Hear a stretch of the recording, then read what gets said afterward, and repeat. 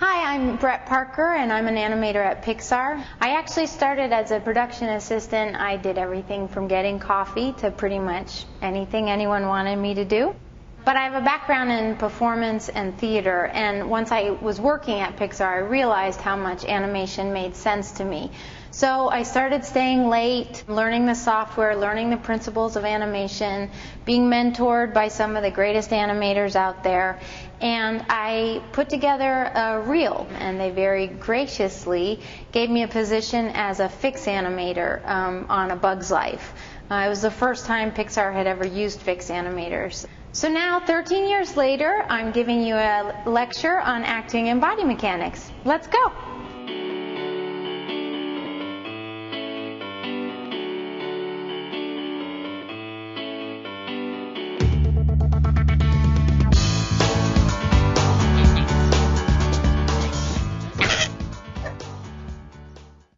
We have some students here today with us. Hi, I'm Heather McNabb, and I live here in San Francisco now, but I'm originally from Mount Laurel, New Jersey. Hi, I'm Jonathan Gomez, and I live in the Bay Area, San Francisco.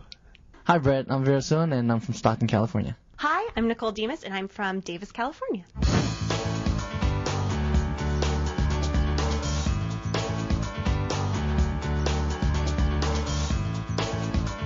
I'm going to show how I approach an acting shot, looking at it from a pose-to-pose approach.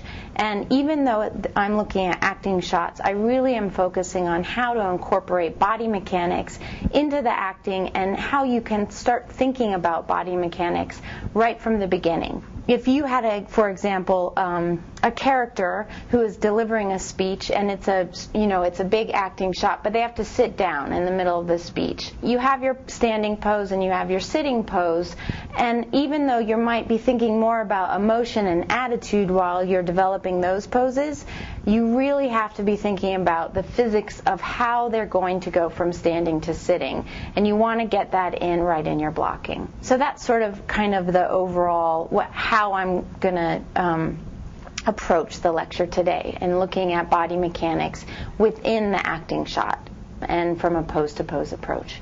So there are many approaches that you can use when you're starting to animate a shot. And the further along you are in Animation Mentor, you're going to start to really develop your own approach. There's pose-to-pose, there's layering, and there's straight ahead. Sometimes you'll find you even use a combination of several of those approaches depending on the type of shot you're animating or even the type of character that you're animating. So, for example, on WALL-E, I found animating Eve, I always had to use sort of more layered approach with her because of, on flying shots you kind of created the path of her body, the relationship between the head and her body, and then you would layer that, and it was really difficult. You would think about the posing, but it was really difficult to treat that animation from a pose-to-pose sort of aspect. Whereas on Ratatouille with Remy and Emile and those characters, I did everything from pose to pose. And it also depends on director preferences as well, who you're working with, the type of animation that they're used to seeing and being presented with. So as you continue, you're going to develop, your own methodology, and different mentors will have different methodologies. So before I get started, let's go ahead and take a look at the shot I'll be walking you through today. I found a mushroom. Come on, you're good at hiding food. Help me find a good place to put this. I found a mushroom. Come on, you're good at hiding food. Help me find a good place to put this. I found a mushroom. Come on, you're good at hiding food. Help me find a good place to put this.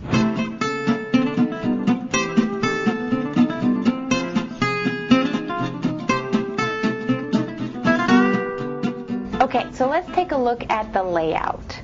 So this is what we get at work from layout. I found a mushroom. Come on, you're good at hiding food. Help me find a good place to put this. I found a mushroom. Come on, you're good at hiding food. Help me find a good place to put this. I found a mushroom. Come on, you're good at hiding food. Help me find a good place to put this. Okay, so you can see the poses that we get from layout at Pixar are really rough, and they've already staged the shot. you guys, when you're laying out your acting shots, you actually have to stage the camera as well. We have that aspect done, but there's really some clear principles that you need to consider when you're laying out your shot. One of the first things is really that the idea for staging, in both staging your characters and placing the camera, is that you need to try to present your idea so it's unmistakably clear. And you have the advantage of being able to set your shot up however you want.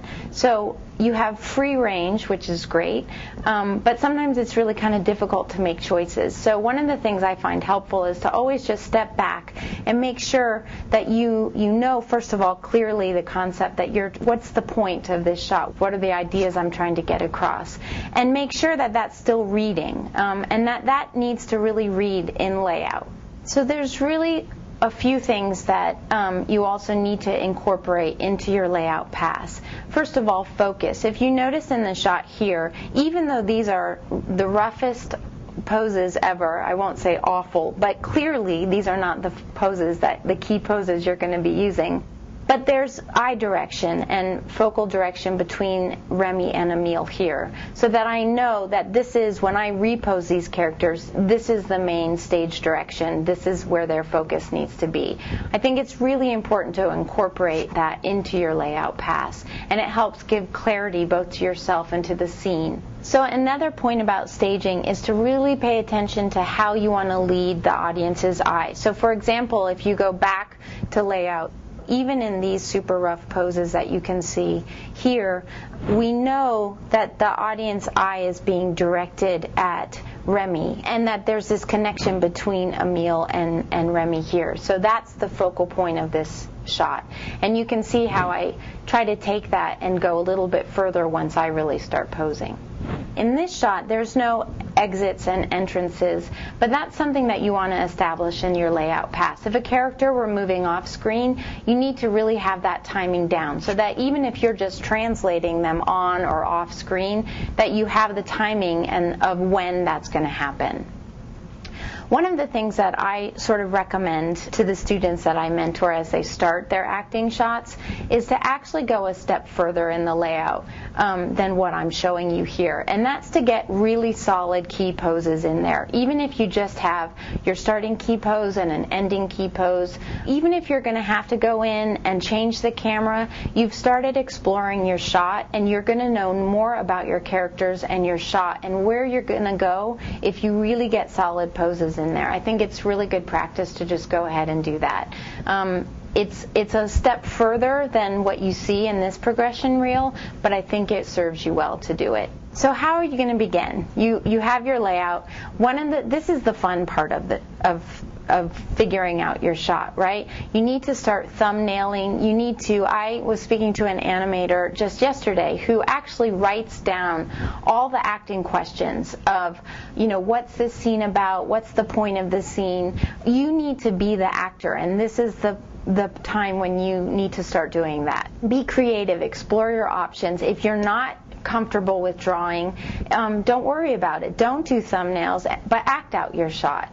If you're acting out the scene, if you're acting out the scene for someone who is of the opposite gender, then maybe watch actual live action reference to get ideas for different gestures that don't feel natural to you. I actually really recommend taking improv classes and acting classes to loosen yourself up, to really get into the process of being an actor and exploring. The more you explore at this stage, the better off you're going to be when you get into your shot.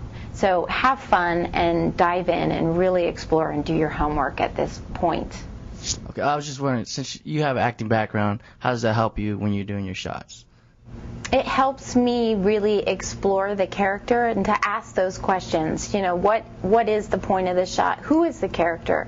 So, for example, on Ratatouille, a bunch of people went to see Patton Oswalt played that character. So we actually, and he's been on Kings and Queens, and he had a stand-up comedy show. So we actually explore who is the actor that's playing Remy as a character. What are his characteristics, right? And I think that getting into the actor's mind really helps develop. You find it helps develop that character, and you find little gestures or little characteristics that the actor might do, and as you act out the shot, then you'll find little little gestures or little things that you can add to that character, especially in the beginning when you're really exploring who a character is. By doing the work of the actor, you can find more in there than by just kind of doing the surface exploration. I was wondering, you're talking a lot about your work that you do before you actually get into the blocking. About how much of the time that you have for a shot do you think goes into that pre-work, that work to get ready to get to those key poses, those golden moments? That's a really great question. It somewhat depends on what part of the production you're in. So when we're in the beginning of starting a movie, you have a little bit more time. You have time to really explore, and you're exploring as a group, and that's one of the things where I think it's really important for animators to not animate in isolation, and you learn from each other. So as we're starting off a film, like as we were starting off Ratatouille, there was a ton of video reference, not only of the actors, but of actually like then the physics of how do rats run, so learning that real rat-like behavior and physics took, I probably did 2 or 3 shots that were just exploring how does a rat run, because I'd never animated a rat before. So there's that sort of pre-production work that we have the luxury sometimes of doing. Sometimes, though, you get thrown onto a film and you've missed all of that. So you might get very little time. You might have to do that exploration while you're actually working on your first shot for the film. So it's a little bit depends on where you are. You may need to do that pretty quickly. It's still not a step you ever want to skip. You want to always be really clear about your ideas, about what the intention of the shot is, and about who your character is. But you may have to do some of that work pretty quickly. What kind of questions were you asking yourself for this particular shot especially, and what were the answers, and then what went into the scene basically to help you out? So that's where I really look at, and a lot of this work I had been doing for a while, right, at this point when I started animating the shot. But I need to make sure I know Remy's personality.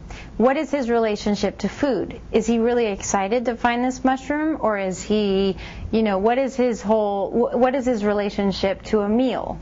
What is Emil's relationship to food? So making sure I understand what the relationships are that are affecting this, because if I could have answered a different answer to each of those questions would have given me different animation, right? So we know Remy is really excited about finding this mushroom. He has really, it's a unique mushroom that only he's going to know about. We know Emil really could care less, and he just would eat anything. And that's really also one of the points of this shot, right? It's kind of setting up Emil will eat anything out of the garbage can, and Remy, is a connoisseur of food and only wants to eat the best. And so both his excitement about the mushroom was really important, and then just this, the relationship between the two brothers. I actually have a question that kind of builds off of that a little bit. At Pixar, but at many other animation studios too, you do tend to animate a lot of non-human characters, and talking about Emil and Remy, you obviously have a really clear idea of their personalities, but I was wondering how you think about the characters in terms of how to keep them appealing as sort of human personalities that don't have human bodies. Like, how do you retain Remy's ratness while still making him feel very human? That's awesome. That was actually one of the key points of when we were working with Remy, that it was really important to Brad also as a director. Obviously rats don't stand on 2 legs, but so we first of all, for the 4, when they were on all 4s, we made sure that the movements were really true to rat physics and made that really physical. as he merges more into the human world, they have Remy walking more on all twos. As he's in the rat world, he's more on all fours. And that was a conscious choice by the director. When he is on all twos, we really stayed away from like the Mickey Mouse. You know, Mickey Mouse, love Mickey Mouse. So, you know, we love Mickey, but Mickey is very much a human, right? In terms of, it's a mouse, but you kind of forget that, right? In terms of his gestures, it's all out here. So we felt like with rats, well, let's look at what their physics actually are. And they have little arms, and so we decided to keep the gestures much more close to the body, not keeping them out here, which felt much more human, but trying to keep really more both the sort of the silhouette value and trying to keep that, you know, like if a mouse is like wiping their face. So really looking at what rat physics are, and at when they're like cleaning themselves and how they use their hands, and then trying to interpret that into like the more human gestures. So let's go ahead and take a look at first pass rough blocking. I found a mushroom. Come on, you're good at hiding food. Help me find a good place to put this. I found a mushroom. Come on, you're good at hiding food. Help me find a good place to put this. I found a mushroom. Come on, you're good at hiding food. Help me find a good place to put this. Okay, so you can see here that I've gone in and that I have, you know, reposed him. The focus between the two characters, though, is still the same as it was in layout. So that was one of the key points of that original staging. And the way I've posed his body, I think, helps sort of keep that focus. You want to think about focus with the full body, not just like with head and eye direction, right? It's really about the whole body. The other thing I just want to say is that, especially when starting out with like a dialogue shot, it's not a whole lot different than the way you would start approaching a pantomime shot, because you don't want to rely on the dialogue to tell your story. You want to use the poses to tell your story. So just like you need to have good silhouette value when you're, you know, creating your poses, and you should be able to read the poses through just silhouette, you want to be able to read sort of the emotion and intention of a shot through your posing with the dialogue turned off. You really need to be able to tell the story through the acting and through the posing. So if you go through here, I mean, by this pose, and I'm in Maya language, sometimes I might use slightly different terminology, but in Maya language, I'm in stepped mode. So I'm just focusing first off on my poses.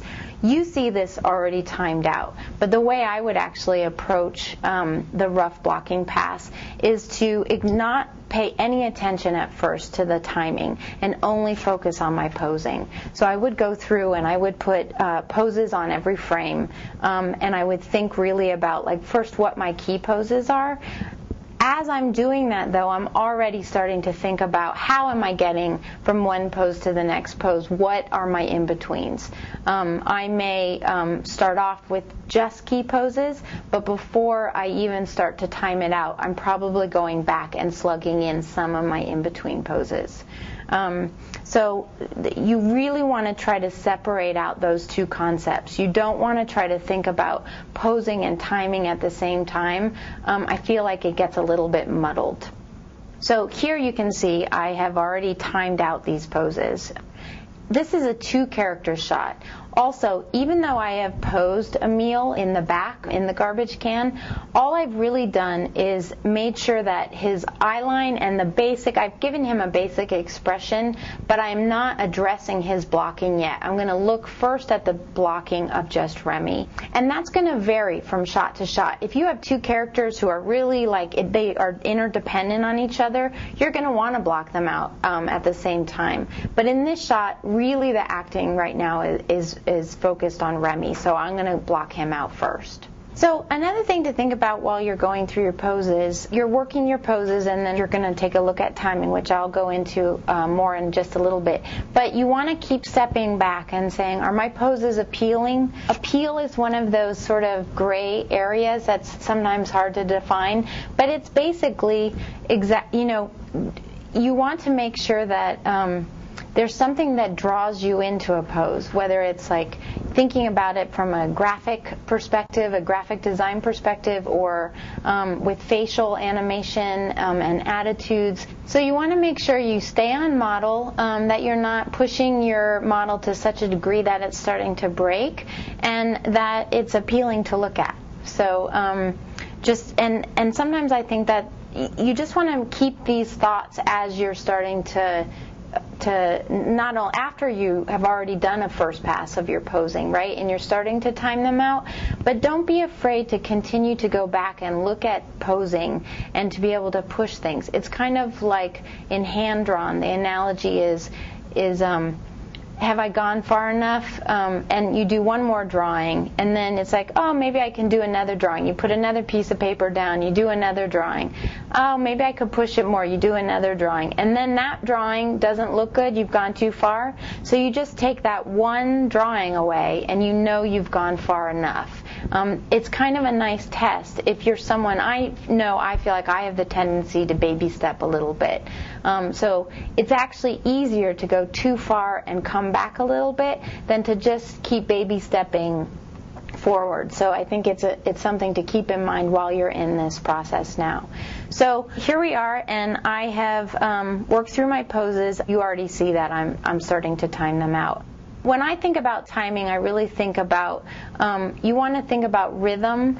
If you find yourself constantly pushing things 5 frames ahead, everyone has their magic number. I think mine is 5.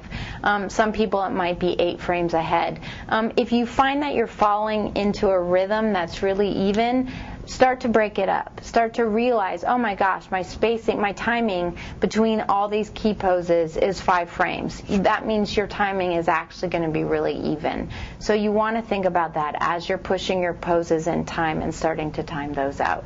The way I work in stepped mode or with held knots, and then what I actually do is, in Maya language, I use copied pairs. So when I hit a key pose that I know, like here, the body and the mushroom are just held. I have the other movement of the hand pointing there, but the rest of that is a held pose. So when I go and I take this out of held mode and I go into spline mode, it's not going to suddenly be drifty. Now different mentors will have different approaches, but I find this is a really great way to start immediately getting a clear sense of timing that you don't lose when you go into spline mode.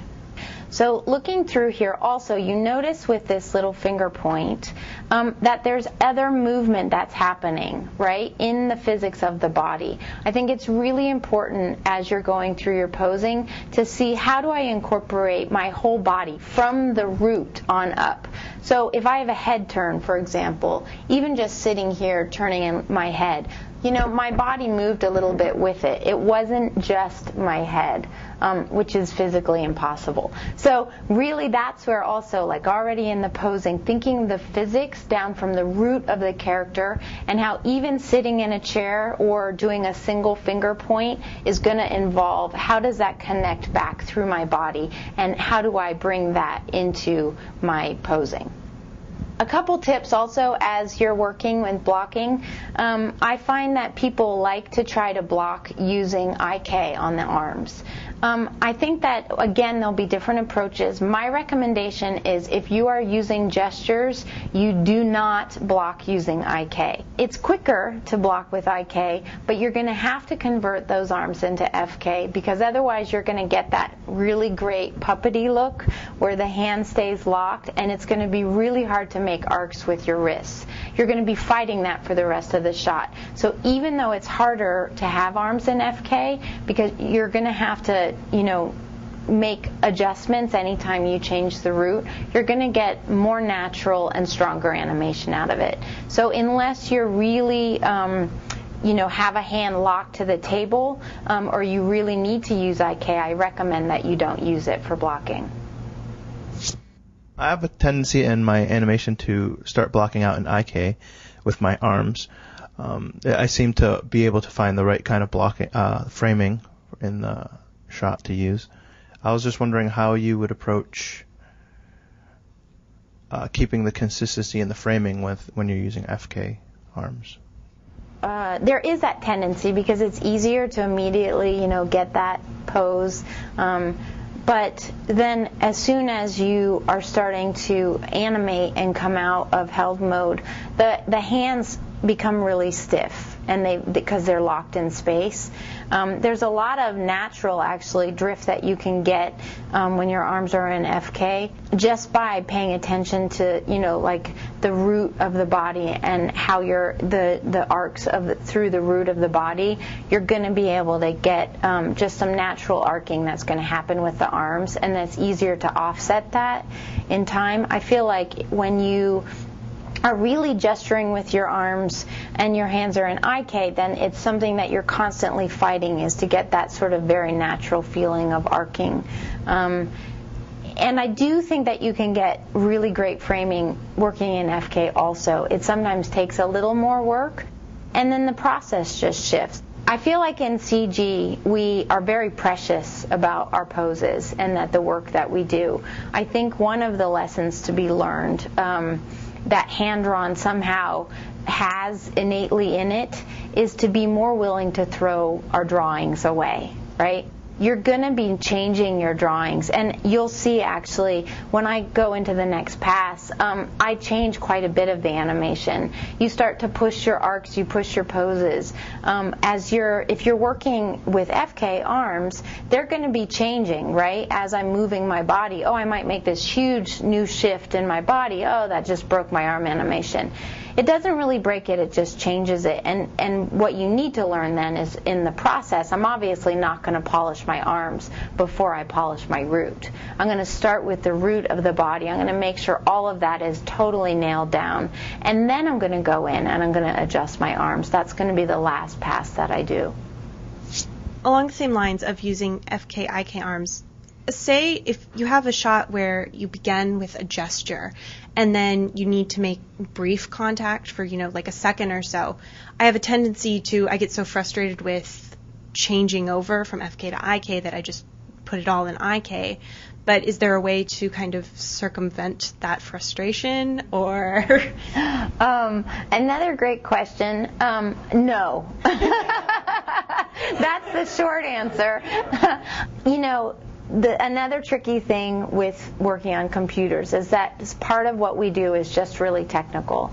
And really my recommendation is get your chops strong on the technical as much as you can. The right answer is to change the arms from FK to IK. And it's a pain, right? And with each shot, it's going to be different, and there's going to be different complications. But to really get the final product to where you want it to be, I recommend, unfortunately, just going through that hard work. The other tip I have, and I touched on this briefly, but you don't have to block in the whole face right now. You don't have to do huge expressions, but it's really helpful to include the eye focus. A lot of times animators, I find, because you aren't blocking in the dialogue immediately, they don't even block in the eye focus. And it can actually be distracting because you have eyes sort of wandering all over and you don't know where the character is looking. It's harder to see if the pose is really reading strongly. So go ahead and get the eye focus in there right away. So let's finish framing through this. So I have my beats where I'm holding. It's kind of a long beat right there. Then he starts to come down, and you can see here everything's kind of moving all at once, but I'm already starting to block in and think about my in-betweens, not just the key poses. So there's a big move there, so spacing, right? You can see that this is going to be the ease out. The mushroom moved a lot here, but then there's a little ease out there. By getting this in now, it's going to help you later. And your splines are already going to start to show you that. When you go into spline mode, you're going to see a real specific curve already starting to develop. It's not going to be just a straight line moving from one pose evenly into the next. Here also you can see that I'm thinking about, oh, how is the mushroom moving in space? There's a little bit of an arc there as it's coming down here on this pose into this pose. You can see the arc of the mushroom, and you can also see how I'm using the whole body here. I'm not just moving the hands, I'm involving the body and the head. So that was another hold there into the next pose. The whole body starting to come up here and into the next key pose there. So as I was going through this shot, I was really sort of figuring out, the intention of the shot here is that he found this mushroom, right? And he really is excited about it. So the key here is the mushroom. You'll actually see as we move forward that I change my mind about how to best present this. But here, like if you look at the line of action, the focus here is really on the mushroom. The line of action goes all the way through the body, really carrying that. And I have Emil on the other side of it, really focused down on the mushroom as well. So all eyes are kind of focused on the mushroom. And I have Remy with his full body, sort of like pointing at this mushroom that he's holding high above his head. And then it's really because he's like, come on, you're good at finding food. So he's like sort of like, come on, he's trying to encourage him, but it becomes a much more sort of natural gesture there. He's just sort of talking, but it's still kind of all about the mushroom. So kind of trying to both keep the mushroom as the focal point of it, but keep the gestures a little bit more casual. So now we're going to see the next pass of it's sort of second pass blocking. It's still rough. All I've really done in this pass is take the character out of stepped mode, but you can see that because of the way I've timed it out, because of the way I've used step mode and held poses, the timing isn't mushy. I found a mushroom. Come on, you're good at hiding food. Help me find a good place to put this. I found a mushroom. Come on, you're good at hiding food. Help me find a good place to put this. I found a mushroom. Come on, you're good at hiding food. Help me find a good place to put this. You can see that I didn't lose, the timing. It was all in there. It was pretty clear because of, of the holds and beats that I had put in for that. And you can also see that I've included into it like overlap and some of the physics really already into this. So like here, the left hand is a little bit offset, and as he comes up, there, like as the head starts to come up here, there's a little bit of overlap there at the end of that first pose, so that he's continuing and the head is overlapping up. So already starting to think about that now, and how you're going to be getting, again, from one pose into the next pose. How would you approach building the best breakdown that you can, but still retaining what the computer will give you so there's not a lot of gimbal or rotation issues? Awesome question. That's like a lecture. But first of all, when I start working with my key poses, I'm already thinking about how I'm getting from pose A to pose B. So, for example, especially with arms, to keep out of gimbal lock, I'm going to make sure that I haven't rotated the arm around 360 degrees when I'm going from here to here with an arm pose. So I'm keeping that in mind as I'm constructing my poses. It's not only the pose, but always thinking about how am I going to get from A to B.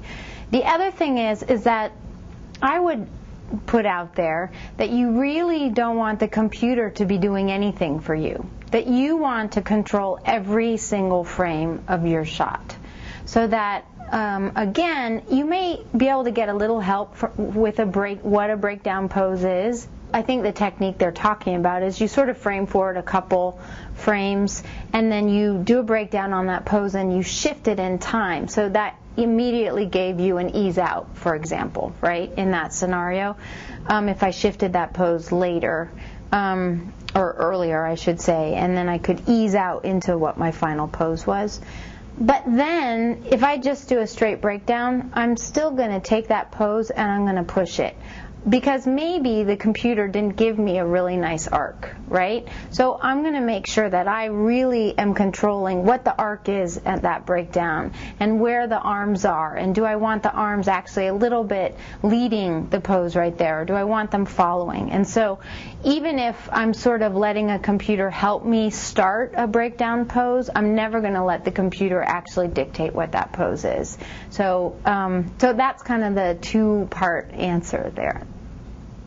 So I think it's a little bit clearer even in this, as I've gone out of held mode, to see how I've incorporated the whole body into these poses, and really, so the physics is still is being addressed as I'm thinking about posing and timing. So here, for example, the whole body again coming up as he's pointing at the mushroom and as he's directing in space to a meal, but he's doing that with his whole body. And also another key note about this one, his back is to the camera. So clearly I cannot depend on the mouth shapes to sell this. It's really about how to pantomime this. And I think that at the end of this shot, if you really just had the sound off, that you would get that this is all about showing Emil this mushroom. Even if you don't know the full context of what the dialogue was, I think you'd get the point of the shot. So that's another thing as you're working on your shot, to keep coming back to that and making sure that your initial idea of the shot is still being conveyed. So another thing to think about with physics is that it's kind of the same thing. Like here he's coming down, right? You can see the body curl. I've noticed that sometimes in the acting shots, thinking about the C curves in the body tend to get a little bit lost. The body tends to move a little bit stiffly. So really thinking about how you can break the joints and how you can create C curves as part of the physics, going from different extremes, to sort of help really show weight change and physics in the body. It's kind of like if you were working on a walk, and you'll see this later in the lecture, actually more clearly in the next progression reel. But if I have a step that's happening in the shot, I have to think about what's happening physically right then. Is the weight shifting over onto my left leg, and then the hip is coming up, and then I'm coming back and I'm settling, and I'm doing all of that while I'm gesturing. So to make sure that you're really thinking about the physics of the root and what's happening in the root while I'm acting on top of that. I'm working on a shot, and I have two characters walking together, and they're doing their walks and they're hitting these poses. I was just wondering, I had trouble with them walking and at the same time doing those poses of gestures, and it feels floaty. How do you kind of time it out correctly like that to hit the poses while they're still walking? Like, it's okay. Do you layer? Or? So that's a great example of where you kind of do a combination of approaches. I would focus first on the physics of the walk, because you're never going to, your walk, it's going to feel floaty if you haven't completely nailed the physics down. People have different approaches for walk cycles. And you really want to make sure that that's really solid first. I actually approach a walk cycle the way I do an acting shot, which is pose to pose. And then, you have to, really, walks are hard, and so you just have to get in there and do the work to get it all working right. They're one of those things that look terrible until they're perfect, and then you're done. But they look terrible until like the last second, and then you somehow pull it off, right? So first you have to get that in. I always say, if you don't get the physics in there, it's not going to come later. It's not going to come in the polished stage. You've got to get it in there in the beginning. So it kind of doesn't matter what your acting is. If you have a floaty walk that isn't working, the acting's not going to work either. So I would, in that case, really focus on the walk, and if you want to do a character walk that makes sense for that character, go ahead and get that in there too, and then you can work the gestures on top of it. I was wondering if, when it comes to body mechanics, if you're standing up or coming to an abrupt stop, sometimes the spine movement is more clear than if it's just from a straight to like a crouched kind of position like you have in this shot. And so I was wondering what kind of your technique is to make sure that that's right, and how we can make sure that our spine movement's right when it's more subtle than what we might be used to in like a body mechanics class. Body mechanics gets harder with more subtle animation. It's harder to block in there also.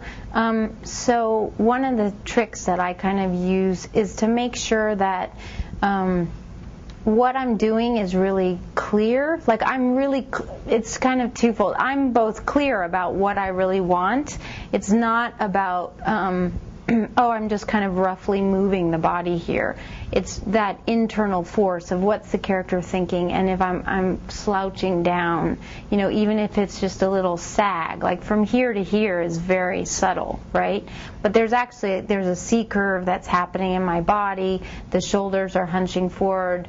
My torso is actually starting to go back. So being really clear about the physics that are involved, even in that subtle animation, and then it's really about tracing your arcs so that you have very specific arc that's being formed, so like really dotting the nose and being really clear about that.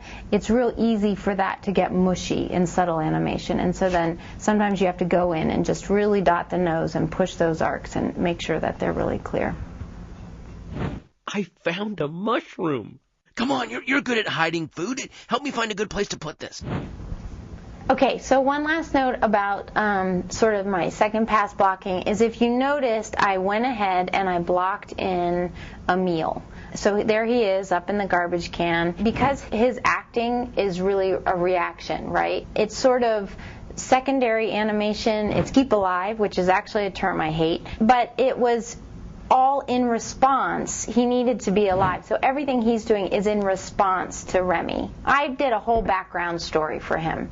And it's basically that Emile, we know his character, he loves to eat. So my whole little background story here was that he's in the garbage. He really couldn't care less about this mushroom that Remy is so excited about. But he has this piece of garbage in his hand, and he wants to eat it. So his whole focus is on eating. It's really not on the mushroom. So he's listening, hence I have the little ear up.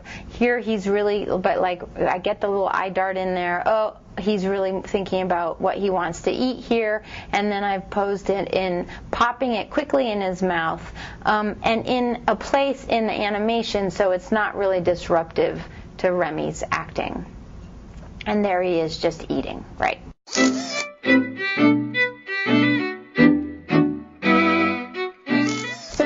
Go into the sort of in progress or IP pass of the shot. I'm working in splines. I'm really looking at pushing my arcs, looking at, again, always how I'm getting from one pose to the next. But I'm really in the middle of the shot and starting sort of the smoothing pass. So I'm going to play the IP pass for you guys. I found a mushroom. Come on, you're good at hiding food. Help me find a good place to put this. I found a mushroom. Come on, you're good at hiding food. Help me find a good place to put this. I found a mushroom. Come on, you're good at hiding food. Help me find a good place to put this. Okay, so one of the first things that I hope you notice is that I actually completely changed this part of the shot. And I took out the hand point because I decided it wasn't reading strong enough. And that really, if the point of the shot is the mushroom, why am I not just waving the mushroom in the air? And that this doesn't read nearly as clearly, especially because of the way it was, in front of his body. It was not staged in a way that was working really well. And the whole point of this shot is this mushroom. So one of the key things basically I'm getting at is you are always looking at how is this working or is this not working, there's never a phase where it's too late to rip out a pose, to make a change, to make body mechanics work better, or to make the staging work better, or the point of the shot read clearer. But it's something you're always looking at every process. I think that sometimes we feel like our posing is precious. We stay a little too glued to what our initial concept was, and if it starts to not work, we're not quite willing to throw it away. When you made that change to the acting choice, was part of that in response to feedback you were getting from the director and other animators on how the shot was progressing, or were you still at that point working on it on your own? So in this instance, this was just my decision. You'll see, it's interesting point though. Sometimes you need to make those changes because the director will tell you, or other animators will tell you, this isn't really working, how can you push this? Sometimes you just decide for yourself. One of the process, that I think you develop in Animation Mentor and as an animator is to constantly keep trying to improve your eye so that you're able to critique your own work. And the sooner you're able to do that, the stronger your animation gets. So it's kind of a going back and forth. And I think by having conversations with other animators, it can help push your eye so that you can start to see those things on your own. But in this case, this was just my own decision. Okay, so here we are in IP, and you can see already in progress in the shot working with the splines, and you can see that I'm starting to accentuate my anticipations, my ease-ins and ease-outs, pushing the arcs more. So here, for example, I have the ears down. Now the ears are starting to overlap as the head comes up. He's arcing down and then up. Now we get into this place where I change the shot. So he's waving the mushroom back and forth.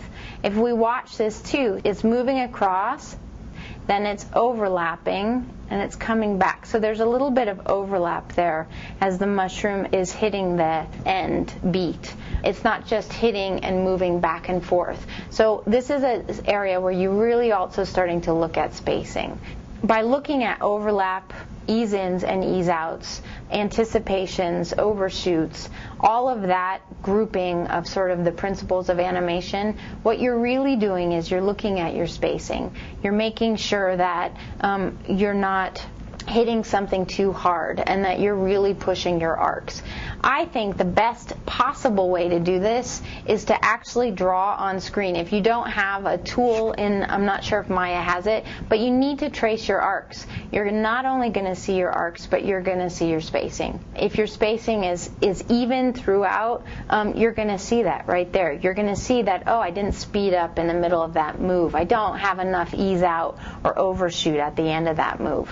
And this is where, in this stage of the animation, you're seeing that most clearly. Then again, I'm starting to ease out of the body and the head as he's coming down. There's a lot of emphasis on tracking your arcs. I was just wondering, someone told me that you might want to track your silhouettes as well, because I know there was a project that I was working on that the spacing seemed right, but there was a certain object that was turning, so it looked like there was a pop frame because objects move through space. So I was just wondering, how would you approach making sure that the spacing or the arcs are right when things are turning in space? So I think I get your question right. There can be an illusion sometimes with a prop or an object, so that you kind of need, it's still tracking the spacing, but you might need to do it a little bit differently in order to get it to read. I think that's kind of what you're getting at, right? So often what you need to do then is you kind of have to cheat the spacing to the camera, so that you're really making sure, even though if the edge of whatever it was, maybe the spacing is right, but it doesn't look like it's turning, you're going to have to just exaggerate that and push it, and you may need to cheat it to camera. So like, for example, if you were looking from a top-down view, your spacing might be horrible, but to camera, it's going to read properly. So this is more of a question about arcs. So down to the final thing, do you track every arc there is, like fingertips or the wrist, or how do you track your arcs? What do you look at exactly? So if we think specifically about the progression reel I showed you today, I would have made sure that I really tracked the arc on his nose and on the hand that's waving and the mushroom. Anytime you have a character holding a prop, your eye goes right to it and you notice immediately when it's sticking. So you have to make sure you add a little extra overlap into that, usually, and really watching, anytime someone's holding a prop. So in this shot, those would have been the key things I would have focused on. And always, always, always making sure the root of the character is working. You said something about tracking the arc of the mushroom. Is there like a certain point of the mushroom you actually arc? I would have picked the edge of the mushroom because that's where, first of all, it's going to be the most obvious. It doesn't really matter, right? Because even if I picked the middle of the mushroom, I need to have that same overlap that's happening, right? So it just, as long as the point you pick is consistent. One trick that people use on something like a mushroom is to actually attach like a little sphere to it, and then you can track the sphere, make sure that you're getting a figure eight or a nice arc or whatever it is. But you just have to be consistent with the point that you're tracking, and then it doesn't really matter. Specifically, I was talking about like a spacing of, like, for example, a hand. If my hand were going up, but if it were turning in space, there's a certain point when it's turning that it'll look like it's going faster, but the arcs and the spacing on the hand would look right. Okay, so you might, like here, if I had this move and the spacing was weird, I think we're basically saying the same thing. You may need to, you may want the hand to actually, increase, right? But if it looks like it's hitting really hard because of the spin or even say, take the example of a camera move. Sometimes things get a little bit funky because there's a camera move happening at the same time. So you have to actually look at your spacing in relationship to the camera move and make sure that it works. So in this example, let's say it looked like the hand hit really hard here, even though it was continuing to go up.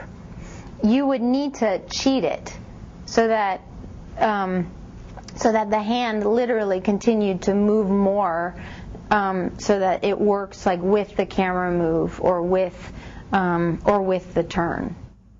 I've also started to add some secondary animation. So even though I haven't done full dialogue yet, you're starting to see a little overlap in the nose and the head that wasn't in there before. You're starting to see a little more drag as the arms come up here. You're starting to see the poses start to be pushed. And I've left Emil here still in blocking. I actually polish him sort of late in the game because it's pretty simple animation here. I'm just focusing on Remy. A little more overlap in the hands and the fingers. Hands are a big one for me. I think that you can do a lot more with hands and fingers than they're hard. So people like to ignore them.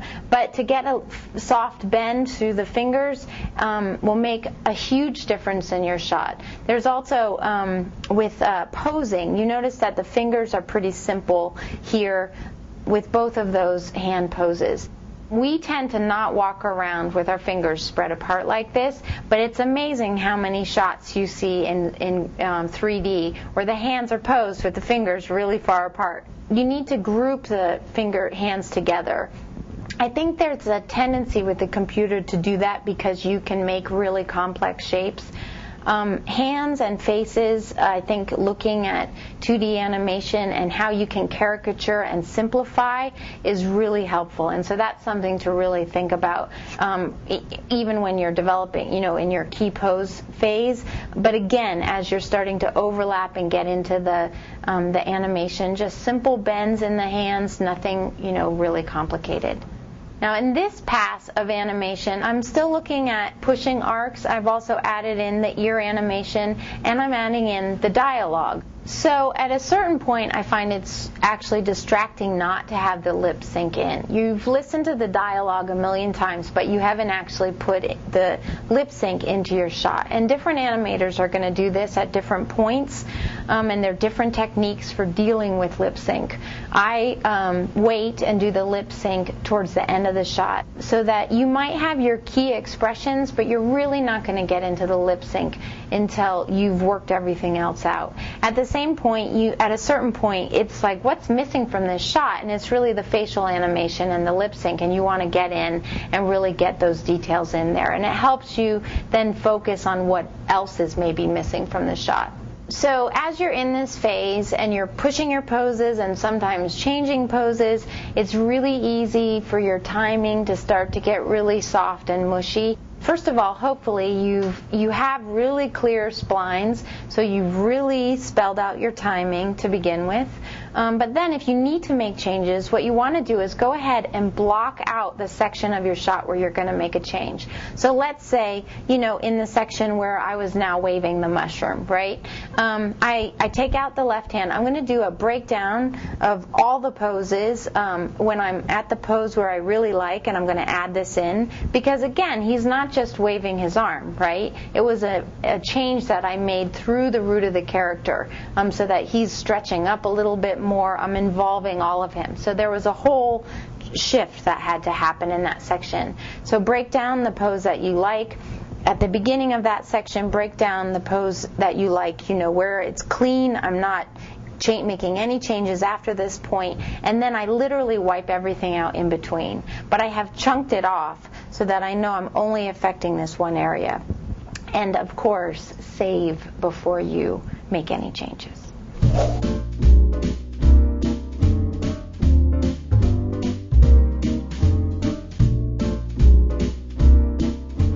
I found a mushroom. Come on, you're good at hiding food. Help me find a good place to put this. I found a mushroom. Come on, you're good at hiding food. Help me find a good place to put this. I found a mushroom. Come on, you're good at hiding food. Help me find a good place to put this.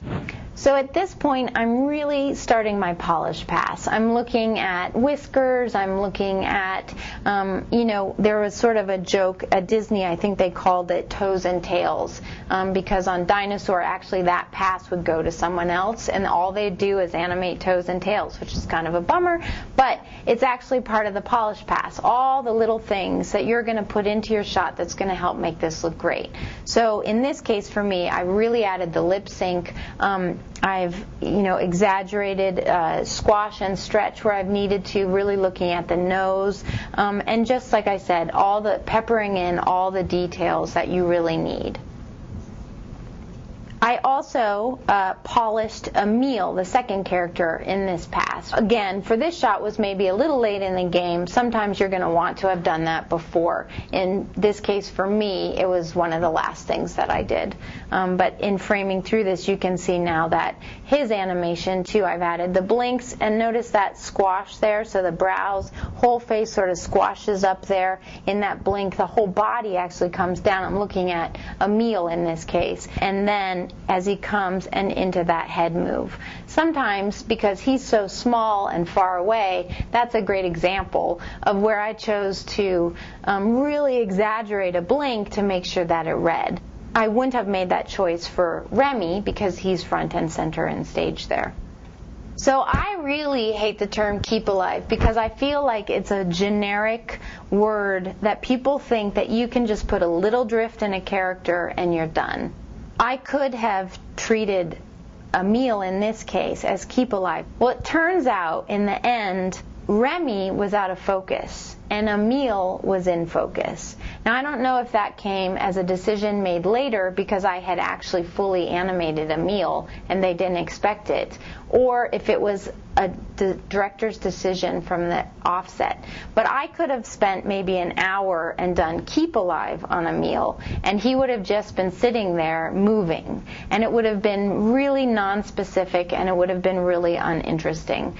I think that keep alive is all about what is going on inside a character. What are they thinking and feeling, and how do you express that? For me, I find Emil to be a funny character, so I chose to make him thinking all about food. He's food obsessed.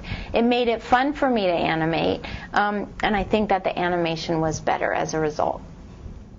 So my question was about, like, kind of when you have the pose still and you only move one thing, is it more of at the polishing stage when you start to move things where it feels more alive? I don't want to use that phrase like you said, but how do you deal with that? Basically, yeah, the moving hold, and you just stuck to that pose. How do you keep that alive exactly? Yeah. Okay, let's say, for example, I had a pose, and I'm holding it for 10 frames in my blocking, in my initial blocking. And I really want to essentially hold that pose. I don't want to change drastically out of that pose. As I start to come out of held mode and I'm working with splines, I'm not going to just like hit the pose, right? I'm going to want to have, let's say I'm easing into the pose. Well, so that's going to eat up some of that 10 frames, right? Because I'm going to ease into the pose. I'm going to maybe shift that over a little bit. On the other end of that, I'm going to want to, maybe I have an anticipation moving out of that pose into the next pose. And then that's going to eat out of that too. So there'll be like, say, 5 frames. 5 frames seems to be my favorite number. But so let's say there's 5 frames that I'm using for an anticipation. Or let's make it 3 frames, right? Because I ate away 4 frames at the beginning, kind of easing into the pose. I have a 3-frame anticipation moving into the next pose. So already, I've eaten away 7 of those 10 frames, right?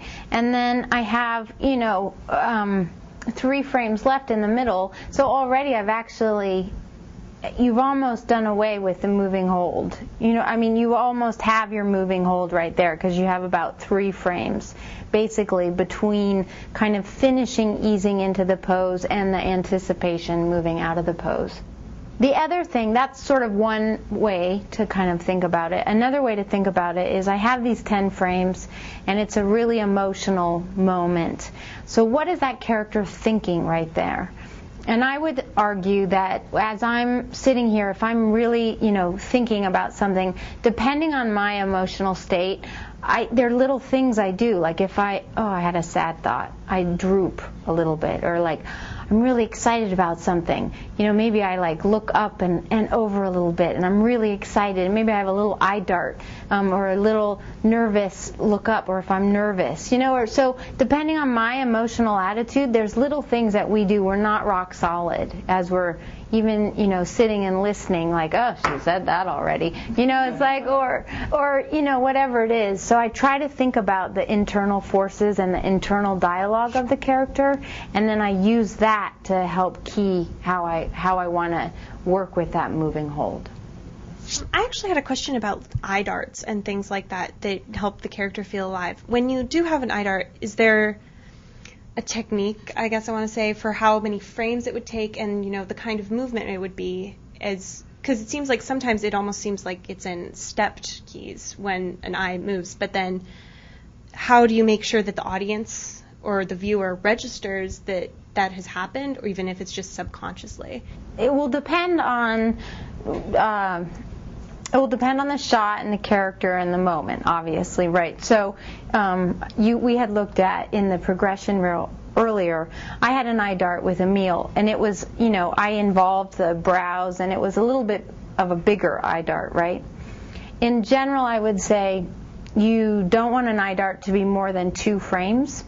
Spacing-wise, you tend to move like 2/3 of the way there, and then the last third on that second frame, or vice versa. So you either like quickly kind of ease into it and then have the bigger movement, or you do most of your move and then you kind of finish up. The latter is the more common technique. And you do want to think about, I'm usually not just moving my eyes. There's usually a tiny adjust with my head. Maybe the brows come down or go up. But that thinking of the eye, and brows as a unit, and then thinking about how that's working with what's going on at that moment in time. I call it the moving mask, because you're like animating the face, but my head is like completely frozen and it looks really weird. So, you want to make sure that there's a little bit of movement going on in the head that's kind of supporting whatever is happening facially. And that's true with eye darts as well. And that's a big difference between CG and hand-drawn, because in hand-drawn you're going to get away with a character being rock solid still, both for like those moving holds. You don't have to worry about that as much. And I think in CG, it's so the computer really will make the character rock solid and still. So you have to add that little bit of movement in there. Okay, so the biggest change in this one, right, is that I really added the lip sync in. It's starting to read. I have puffs in the face. I've made some adjustments in the nose animation, a little squash and stretch to get those arcs pushed a little bit more, to make sure that it's really reading, really exaggerated in this case, some of the mouth open so that you're reading it because his back is to us. So like here, for example, here's this really wide smile, making sure that the cheek is really involved there. Ears, continuing to work on those. I have not animated whiskers yet. That's sort of like a final polish pass. And again, just really constantly looking at how do I offset, how do I push my arcs, and how do I continue to polish. I find that when I'm in my spline phase and I'm moving into polishing, I sometimes have a really hard time keeping track of where those golden keys are as my splines start to get messier and the knots keys start to overlap and move along the lines. So do you have any tricks or suggestions for how to really keep your shot focused on and make sure you're still hitting those moments in the shot? It can be hard. One thing that I think is really important, I know we talk a lot about offsetting and the importance of loosening the character up. There's kind of a couple ways of thinking about that. I try to encourage students to get some of that into their posing so that I end up with like core knots that I don't end up offsetting because I've worked that sort of the overlap into the posing itself, which helps you kind of hold on to those concrete key poses.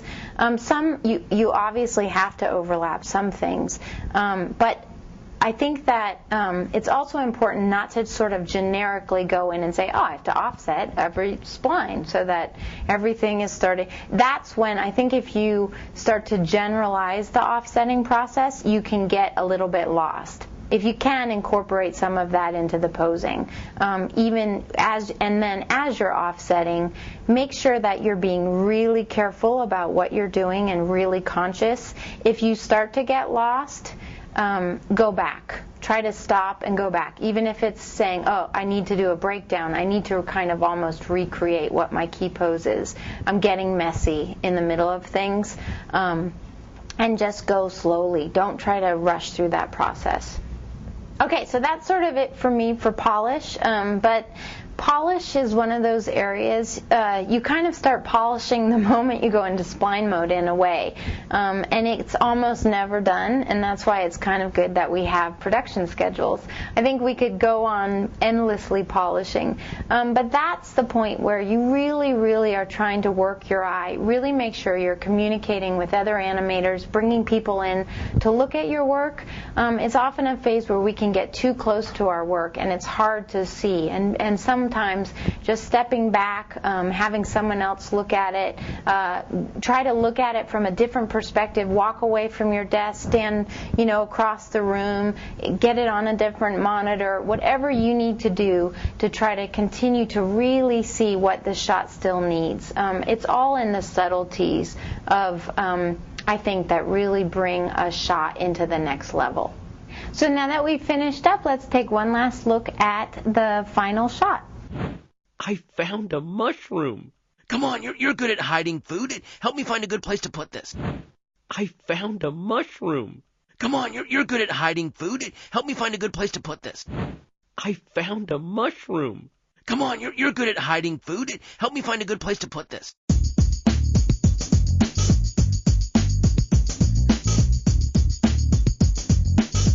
Okay, so here's the other acting shot that I had worked on.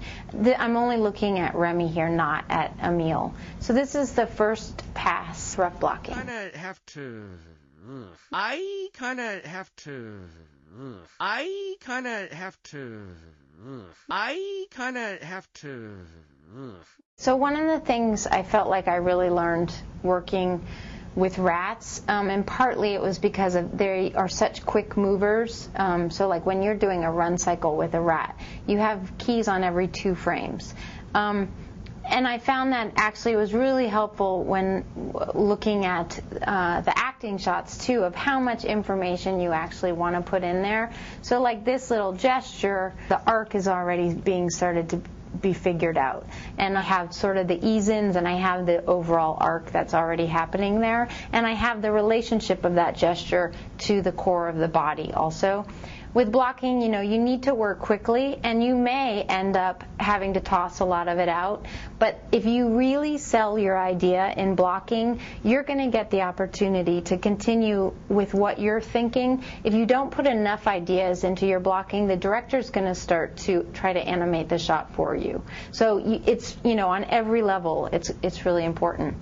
So then here's second pass. And you see in this second version, I actually add a step into it. I kind of have to. I kind of have to. With the step, you'll notice that I'm thinking about the physics as I'm posing this out, so that we see that weight shift there. We see the hip come up, and you can see that it's at an angle there. It's not moving just straight across, but the hip actually came up as the leg was coming up. There's the step back, and then it comes into a settle. Now, from this point, I'm going to really start to push the arcs and stuff. Okay, and you're going to notice in here there's some pretty big changes that happen late in the game. So already I'm starting to simplify. I kind of have to. I kind of have to.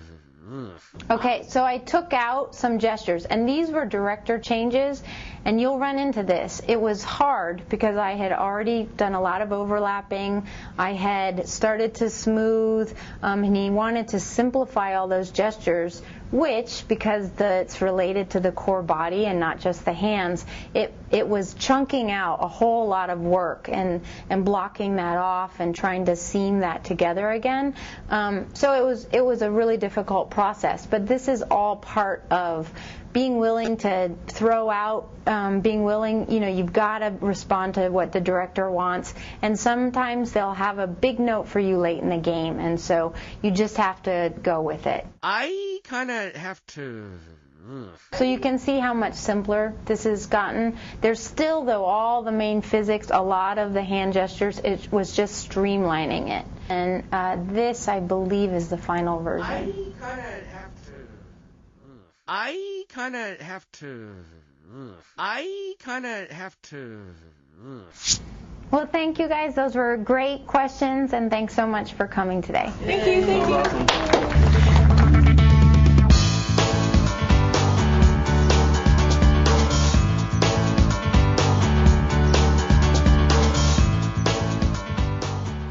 So we've just finished walking through a shot. You've seen how I work, going from staging into polish, and I just wanted to wrap up with a couple notes in conclusion. When you start off your shot, just be really clear about what you're about to animate.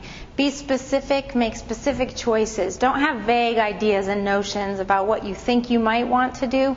Really know what you're going to do, and be specific when you start posing out your shot. Make sure you stage your ideas so that they're unmistakably clear. You really want to lead the viewer's eye so that they know where the action is supposed to happen, and they're not going to miss the point of the shot. As you get into your blocking, really focus on your posing first. Really focus on the posing, how you're going to get from one pose to the next pose, what your in-betweens are going to be, and then focus on your timing. Don't try to merge those two ideas into one. With polish, once you go into spline mode, really know that this is a time where you're going to continue to push your arcs, you're going to push your poses.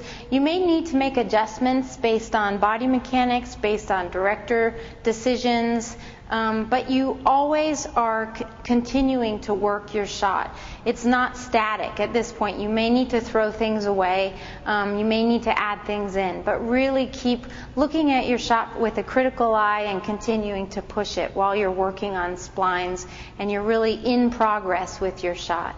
And then finally with polish, I think this is the level where you can really work and develop your eye, pushing your shot to the next level, really tracing your arcs, looking for every little detail that's going to make your shot unique and special. So that about wraps it up. Thanks so much for coming today. I hope you enjoyed the lecture, and I'll see you around campus.